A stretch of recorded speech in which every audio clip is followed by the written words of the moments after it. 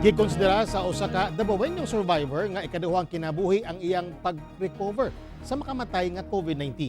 Iyang gisaysay ang lisod nga kaagi aron batukan ang mong sakit. Atong saro na istorya sa report ni R. Jill Relator. Kung ang datos ang basehan, nanguna sa pinakadaghang kaso sa COVID-19 ang mga senior citizens. Apan dili exempted ang mga batanon sanglit walay gipiling edad ang maong sakit. Sama na lamang sa 25 anyos nga si Francis Pardo, usa sa mga nagpositibo sa COVID-19.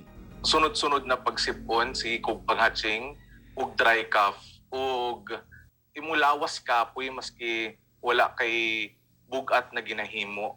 Ang kapait lang ani sir is dili tanan tao parehas og simptomas.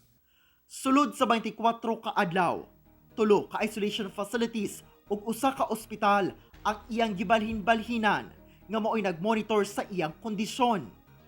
Paspas ang pagkalat sa virus sa iyang lawas. Ako ang oxygen level ni baba og 91%.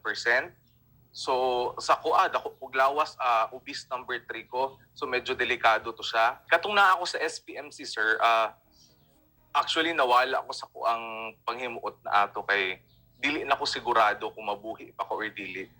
Niabot na sa punto na kaya pa kaya na ko ni.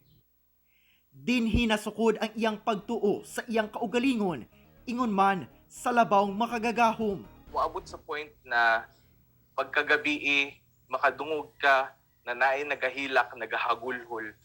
Wala kay mahimo tungod kay naara mo kasi mong kwarto, naara pud siya sa iyang kwarto. So madungog nimo ang kalbaryo sa uban tao. Ug tuod man gidungog ang iyang mga pag-ampo, dihang nag-improve ang iyang kondisyon. Una na nga nagka-COVID ang iyang amahan sa nilabayng tuig ug natakdan sab niya ang iyang duha ka batang pag-umangkon. Kinsa pulos naka-recover na sab karon. Magmask aron sa imong kaugalingon, sa imuhang pamilya, sa uban tao, dili tungod kay magmask ka para dili ka makabayad og penalty. Ako si R. Jill Relator para sa One Mindanao.